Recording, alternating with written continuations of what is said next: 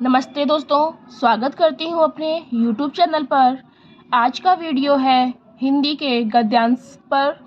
आइए देखते हैं आज का पहला गद्यांश। एक बार युवक राजकुमार सिद्धार्थ जंगल में गया।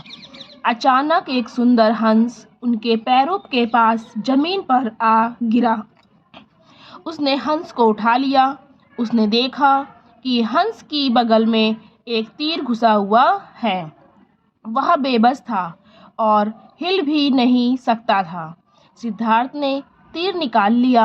इससे ढेर सारा खून निकल पड़ा। वह हंस को अपने महल में ले आया और बड़े प्यार से कई दिनों तक उसकी देखभाल करता रहा। वह उसे प्यार से खाना भी खिलाता था। जब हंस ठीक हो गया तब सिद्धार्थ ने उसे जंगल में छोड़ दिया। देखते हैं इसके हम क्वेश्चंस को। पहला क्वेश्चन है, सिद्धार्थ ने हंस को उठाया। कहाँ से उठाया? महल में, जंगल में, झील में, गली में। तो इसका क्या होगा? सिद्धार्थ ने हंस को उठाया। सिद्धार्थ कहाँ पर था? वो जंगल में गया था और वहीं पर वो घूम रहा था। तो सिद्धार्थ ने हंस को जंगल से उठाया था। तो पहले का ऑप्शन हो जाएगा हमारा बी। सेकंड क्वेश्चन देखते हैं। हंस सिद्धार्थ के पैरों के पास आ गिरा क्योंकि वह कमजोर था, घायल था, सुंदर था और भूखा था। तो क्या था वो? क्योंकि वो घायल था, उसके एक तीर घुसा हुआ था। इसका आंसर होगा हमारा सी। थर्ड क्वेश्चन को हम देखते हैं।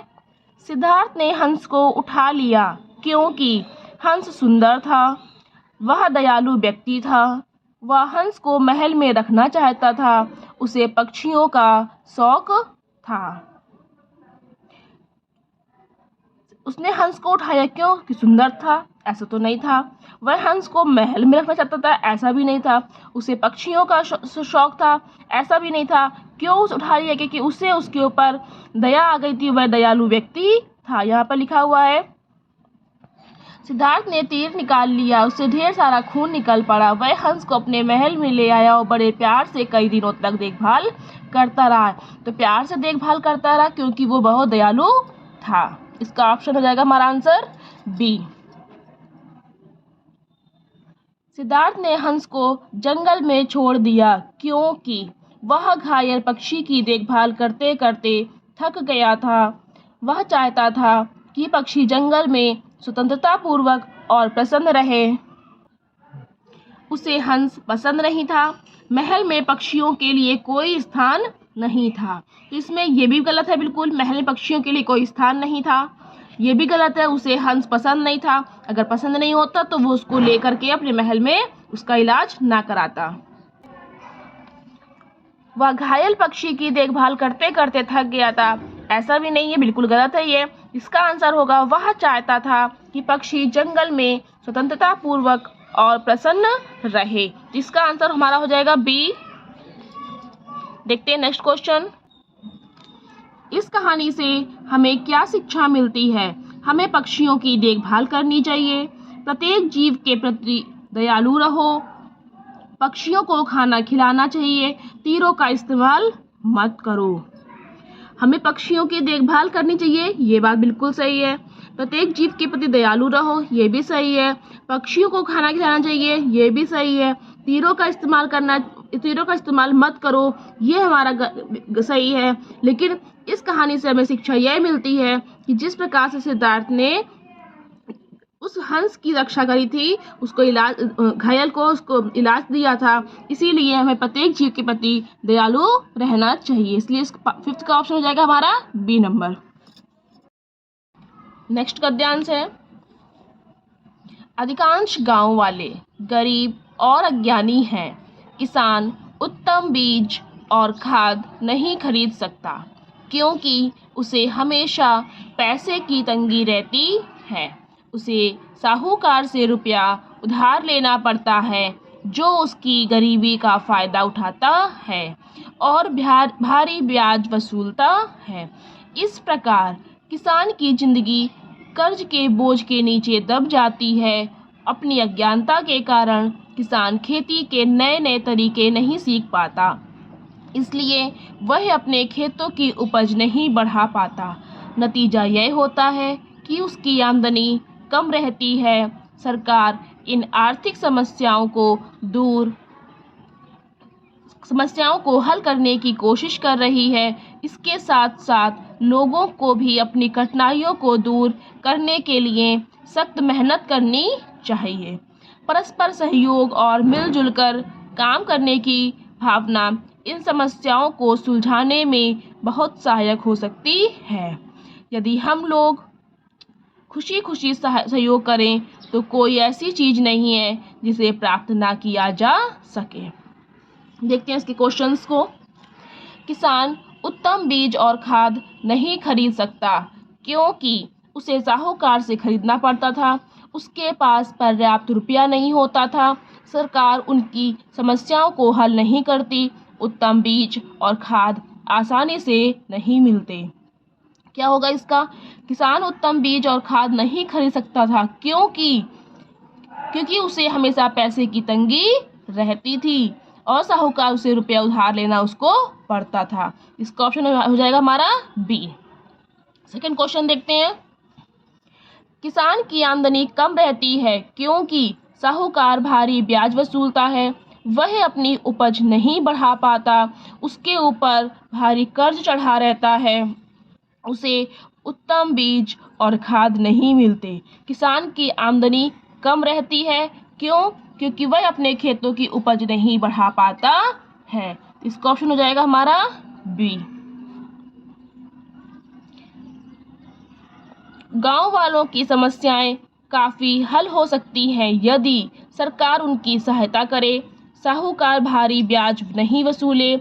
लोग खुशी खुशी परस्पर सहयोग करें। उत्तम बीज और खाद दिलवाए जाएं। क्या होगा इसका? गांव वालों की समस्याएं काफ़ी हल हो सकती हैं जब सरकार उनकी सहायता करे। हो सकता है साहूकार भारी ब्याज नहीं वसूले।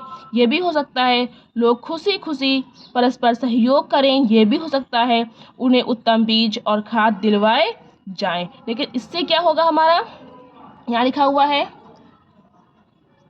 लोग खुशी खुशी सहयोग करें तो ऐसी कोई चीज़ नहीं है जिसे प्राप्त ना किया जा सके। और परस्पर सहयोग और मिलजुल कर काम करने की समस्याओं को सुलझाने में बहुत सहायक हो सकती है। इसका आंसर हमारा होगा लोग खुशी खुशी परस्पर सहयोग करें। किसान की खेती के नए तरीकों का ज्ञान नहीं होता है। अज्ञानता के कारण, कर्ज के कारण, खेती की कम पैदावार के कारण या आलस के कारण। क्यों होता है? क्योंकि उन्हें सही से ज्ञान नहीं होता। इसलिए इसका ऑप्शन हो जाएगा हमारा ए। देखते हैं नेक्स्ट क्वेश्चन।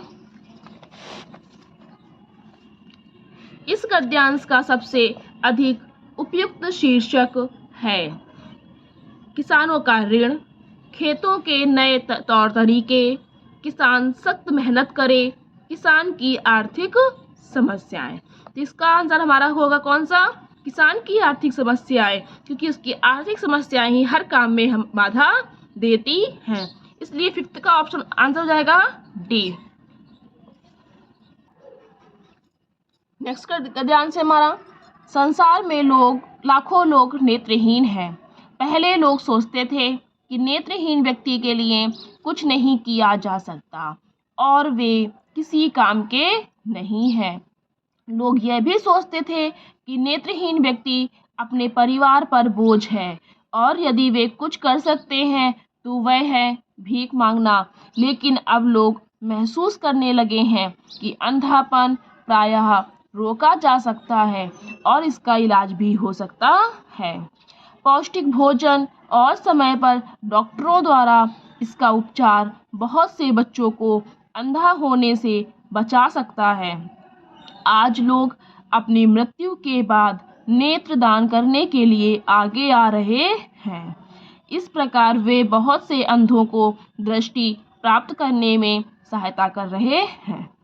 देखते हैं इसके क्वेश्चंस को। पहले लोग सोचते थे कि अंधापन का उपचार संभव है, बोझ नहीं है। सी है का उपचार संभव नहीं है। डी ऑप्शन है रोका जा सकता है। क्या कहते थे कि इसका उपचार संभव नहीं है। यह नेत्रहीन व्यक्ति के लिए कुछ नहीं किया जा सकता, वे किसी काम के नहीं है। क्यों? क्योंकि लोग सोचते थे उनका उपचार संभव नहीं है। तो इसका ऑप्शन हो जाएगा हमारा C number answer. Second question देखते हैं। लोग अपनी मृत्यु के बाद नेत्र बैंकों को अपने नेत्र दान करने के लिए आगे आ रहे हैं, क्योंकि उनकी आंखें बेकार हो गई हैं। उनकी आंखें किसी अंधे को दृष्टि दे सकती हैं। वे किसी अंधे व्यक्ति को अपनी आंखें बेचना चाहते हैं। अंधे लोगों ने उनसे उनकी आंखें मांगी हैं। क्या उनकी आंखें बेकार हो गई हैं? ऐसा नहीं है। आंखें बेकार हो जाती तो वो लोग दान करते ही नहीं। उनकी आंखें किसी अंधे की दृष्टि दे सकती हैं, ये हो सकता है। वे किसी अंधे व्यक्ति को अपनी आंखें बेचना चाहते हैं, ये भी गलत है, क्योंकि यहाँ पर लोग दान करते हैं। अंधे लोगों ने उनसे उनकी आंखें मांगी हैं, ये भी बिल्कुल गलत है। क्या होगा इसका आंसर? उनकी आंखें किसी अंधे को दृष्टि दे सकती हैं, जिससे उनको सहायता मिल सकती है। सेकंड का ऑप्शन हो जाएगा हमारा बी आंसर। थर्ड क्वेश्चन देखते हैं। संसार में अंधे व्यक्तियों की संख्या बहुत कम है, बहुत अधिक है, महत्वहीन है और अनुमान से परे है। तो क्या होगा इसमें? बहुत कम, गद्यांश में देखते हैं हम। लाखों लोग नेत्रहीन हैं। लाखों लोग नेत्रहीन है यानी कि बहुत ज़्यादा ही अधिक है। इसका आंसर हो जाएगा हमारा बी ऑप्शन, बहुत अधिक है। फोर्थ क्वेश्चन है, मेरे ब्लैंक दिया हुआ है। वे किसी काम के नहीं हैं। यहाँ वे से तात्पर्य है अंधे लोगों से, बच्चों से, डॉक्टर से या परिवार के सदस्यों से। तो यहाँ पर अंधे लोगों की बात हो रही है कि अंधे लोग किसी काम के नहीं हैं। तो यहाँ पे कौन सा ऑप्शन होगा? बच्चों का तो बिल्कुल नहीं होगा। डॉक्टर तो इलाज करते हैं। परिवार के सदस्य, ये भी नहीं होगा। तो अंधे लोग, इसका ए ऑप्शन हो जाएगा आंसर। नेक्स्ट क्वेश्चन देखते हैं। इस गद्यांश का सबसे अधिक उपयुक्त शीर्षक है अंधे भिखारी, अंधापन और पौष्टिक भोजन, अंधेपन का उपचार संभव है या नेत्र बैंक। अंधे भिखारी, ये तो गलत हो गया, क्योंकि केवल भिखारी ही अंधे नहीं होते, बहुत लोग होते हैं। अंधापन और पौष्टिक भोजन, ये भी बिल्कुल गलत हो गया। अंधेपन का उपचार संभव है, क्योंकि यहाँ पर सिर्फ उनके उपचार के लिए और उनके अंधेपन की बात हो रही है। तो फिफ्थ का आंसर हो जाएगा हमारा सी ऑप्शन। देखते हैं नेक्स्ट क्वेश्चन को, नेक्स्ट गद्यांश को। डेडालस और उसके बेटे इकारस को एक राजा ने एक टापू पर कैद कर लिया, किंतु डेडालस चतुर आदमी था। उसने अपने बेटे से कहा, हम यहाँ से बच निकलने का रास्ता खोज लेंगे। उसने बांस की खपच्चियों से मोम से डैने चिपकाकर पंखों का एक जोड़ा बनाया और उन्हें अपने बेटे के कंधों पर लगा दिया। उसने इकारस से कहा, अब जाओ, किंतु बहुत ऊंचे मत उड़ना, क्योंकि सूरज की गर्मी से मोम पिघल जाएगा और पंख गिर पड़ेंगे। इकारस उड़ चला। उसने महसूस किया कि वह कितना खुश और आज़ाद है। वह अपने पिता की सलाह भूल गया और गिद्धों की भांति ऊंचे उड़ने का फैसला किया। वह ऊंचे और ऊंचे उड़ता गया। सूरज की गर्मी से मोम पिघल गया और पंख गिर पड़े। वह समुद्र में जा गिरा और डूब गया। डेडालस चतुर आदमी था, अतः वह समुद्र में नहीं गिरा। वह बहुत ऊंचे नहीं उड़ा। उसे राजा ने कैद कर लिया। उसने पंख बनाए जिन्होंने इकारस को उड़ने में सहायता की। क्या होगा इसका आंसर हमारा? डी ऑप्शन, उसने पंख बनाए थे जिसने इकारस को उड़ने में सहायता की थी। सेकेंड क्वेश्चन हम देखते हैं। डेडालस और उसका बेटा टापू से बच निकलना चाहते थे, क्योंकि वे पक्षियों की भांति उड़ना चाहते थे। वे बहुत चतुर थे। वे टापू पर कैद थे। राजा ने उन्हें ऐसा करने की आज्ञा दी थी। इसको हम देखते हैं गद्यांश में। ये दिया हुआ है, डेडालस और उसके बेटे इकारस को एक राजा ने टापू पर कैद कर लिया था, किंतु डेडालस चतुर आदमी था। उसने अपने बेटे से कहा, हम यहाँ से बच निकलने का रास्ता खोज लेंगे। तो क्या क्या था, उन दोनों को एक टापू पर कैद कर लिया गया था। किसने किया था? राजा ने। वे पक्षियों की भांति उड़ना चाहते थे, बिल्कुल गलत हो गया। वे बहुत चतुर थे, ये भी गलत हो गया। राजा ने उन्हें ऐसे करने की आज्ञा दी थी, नहीं दी थी, क्योंकि राजा ने ही खुद उनको टापू पर कैद किया हुआ था। तो इसका आंसर हो जाएगा हमारा, वे टापू पर कैद थे, सी ऑप्शन। नेक्स्ट क्वेश्चन देखते हैं। इकारस ने प्रसन्नता और स्वतंत्रता महसूस की क्योंकि उसके पंख डैनो और मोम के बने थे। उसका पिता उसके साथ ना था। वह कैद से छूटकर उड़ रहा था। उसके ऊपर सूरज चमक रहा था। उसने प्रसन्नता और स्वतंत्रता महसूस की थी क्योंकि वह कैद से छूट करके उड़ रहा था। इसका ऑप्शन हो जाएगा, आंसर हो जाएगा हमारा सी। नेक्स्ट क्वेश्चन देखते हैं। इकारस समुद्र में जा गिरा क्योंकि वह बहुत नीचे उड़ा और पंखों ने काम नहीं दिया। उसके पंख काफी मजबूत ना थे और वे गिर गए। नेक्स्ट ऑप्शन है, उसके पंख ठीक तरह से नहीं लगे थे। नेक्स्ट है, वह बहुत ऊंचे उड़ा और सूरज की गर्मी से मोम पिघल गया और उसके पंख गिर पड़े। तो क्या था इसमें, देखते हैं गद्यांश में। बहुत ऊंचे मत उड़ना किसने कहा था? उसके पिता ने कहा था, क्योंकि सूरज की गर्मी से मोम पिघल जाएगा और पंख गिर पड़ेंगे। क्योंकि उसके जो पंख थे वो बनाए हुए थे। तो इसका क्या हो जाएगा हमारा आंसर? वह बहुत ऊंचे उड़ा और सूरज की गर्मी से मोम पिघल गया और उसके पंख गिर पड़े, जिससे वह समुद्र में जाके गिर गया। तो इसका आंसर हो जाएगा हमारा डी। नेक्स्ट क्वेश्चन देखते हैं। इकारस समुद्र में नहीं गिरता यदि वह अपने पिता की सलाह पर चलता। वह मजबूत और बहादुर होता। वह अपने पिता को साथ लेकर उड़ता। वह गिद्ध की तरह उड़ता। इकारस समुद्र में नहीं गिरता क्योंकि यदि उसने अपने पिता की सलाह मानी होती। इसका आंसर हो जाएगा हमारा ए ऑप्शन। देखते नेक्स्ट गद्यांश है हमारा। बादशाह नसरुद्दीन अपनी उदारता और अपने नम्र स्वभाव के लिए बहुत विख्यात हैं।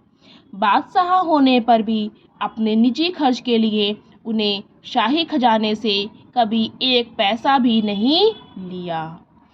वह बच्चों को पढ़ाया करते थे और उससे अपनी रोजी कमाते थे। एक दिन खाना बनाते समय उनकी बेगम का हाथ जल गया। असह्य पीड़ा होने लगी। वह भागी हुई नसरुद्दीन के पास गई और चीख कर बोली, देखो तो मेरा हाथ जल गया। क्या आप जैसा बड़ा बादशाह एक रसोइया भी नहीं रख सकता? बादशाह मुस्कुराए और धीरे से बोले, बेगम साहिबा, यह ना भूलें कि यह शाही खजाना मेरा नहीं है, यह मेरी प्रजा का है। वह अपने लिए इसमें से एक पैसा भी लेना पाप होगा। यह सुनकर बेगम चुप हो गई और चुपचाप रसोई में चली गई। देखते हैं इसके क्वेश्चंस को। पहला क्वेश्चन है, नसरुद्दीन मानते थे कि शाही खजाने का जो धन है वह शाही परिवार का है, उनकी प्रजा का है, रानी का है, उन्हीं का है। तो ये यहीं पर दिया हुआ है, यह शाही खजाना मेरा नहीं है, यह मेरी प्रजा का है। तो यह जो शाही खजाना था वह शाही परिवार का था, गलत हो गया। उनकी प्रजा का है, रानी का है, ये भी गलत हो गया। उन्हीं का है, ये भी गलत हो गया। किसका बी आंसर होगा? उनकी प्रजा का है। सेकंड क्वेश्चन देखते हैं। नसरुद्दीन शाही खजाने से कुछ भी धन नहीं लेते थे क्योंकि वे एक कंजूस आदमी थे, डरते थे, बादशाह थे और ईमानदार थे। तो कंजूस आदमी थे ऐसा तो बिल्कुल भी नहीं था, डरते थे ये भी नहीं था, बादशाह थे ये सही है और ईमानदार थे ये भी सही है। लेकिन बादशाह थे, बस बादशाह होने के साथ साथ वे बहुत ईमानदार थे। वे अपनी प्रजा का एक भी पैसा नहीं लेते थे। इसका आंसर हो जाएगा हमारा डी ऑप्शन। थर्ड क्वेश्चन देखते हैं। नसरुद्दीन के उत्तर को सुनकर बेगम इसलिए चुप हो गईं क्योंकि वे बादशाह के उच्च विचारों से बहुत प्रभावित हो गई थीं। उन्होंने सोचा कि बादशाह नाराज हो गए हैं। उनके पास कोई उत्तर नहीं था। वे आश्चर्य में पड़ गए। वे बादशाह के उच्च विचारों से प्रभावित हो गई थी, ये हो सकता है। उन्होंने सोचा कि बादशाह नाराज हो गए, तो ये गलत है। उनके पास कोई उत्तर नहीं था, ये भी गलत है। वे आश्चर्य में पड़ गईं, ये भी गलत है। वे इसलिए चुप हो गई थी क्योंकि वे बादशाह के उच्च विचारों से बहुत प्रभावित हो गई थी। यहाँ पे दिया हुआ है, यह ना भूलें, यह शाही खजाना मेरा नहीं है, यह मेरी प्रजा का है। ये लाइन उन्होंने बोली थी। अपने लिए इसमें से एक पैसा लेना भी पाप होगा।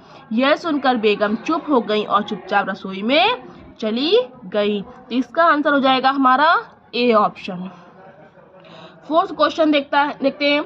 नसरुद्दीन बच्चों को इसलिए पढ़ाया करते थे क्योंकि वे चाहते थे बच्चों के साथ आनंद लेना, अपने लोगों को शिक्षित करना, अपनी प्रजा को प्रसन्न करना, अपनी निजी खर्च के लिए पैसा कमाना। बच्चों को इसलिए पढ़ाते थे क्योंकि वो एक भी पैसा अपने शाही खजाने से नहीं लेते थे। तो ये बिल्कुल गलत हो गया। बच्चों के साथ आनंद लेते थे, अपने लोगों को शिक्षित करते थे, ये भी गलत है। अपनी प्रजा को प्रसन्न करना, ये भी गलत है। अपने निजी खर्च के लिए पैसा कमाते थे। इसका आंसर हो जाएगा हमारा डी ऑप्शन, क्योंकि जो उनका जो खजाना था वो उनका प्रजा का था। बेगम नसरुद्दीन के आगे इसलिए चीख पड़ी क्योंकि शाही खजाने में ढेर सारा धन था।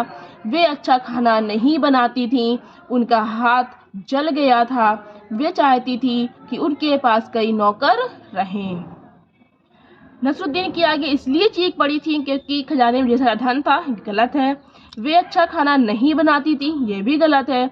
उनका हाथ जल गया था, ये सही है। वे चाहती थी उनके पास कई नौकर रहें। तो ये इसका आंसर हो जाएगा हमारा सी। ये दिया हुआ है इसमें। एक दिन खाना बनाते समय उनकी बेगम का हाथ जल गया, सह पीड़ा होने लगी। वह भागी हुई नसरुद्दीन के पास गई और चीख कर बोली, देखो तो मेरा हाथ जल गया है। ये दिया हुआ है यहाँ पर, इसलिए इसका ऑप्शन हमारा ये सी हो जाएगा। उनका हाथ जल गया था। नेक्स्ट गद्यांश को हम देखते हैं।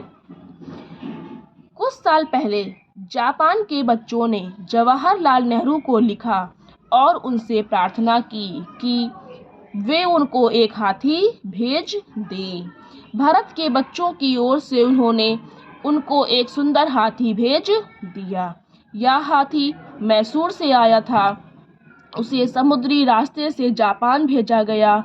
जब वह टोक्यो पहुंचा तो हजारों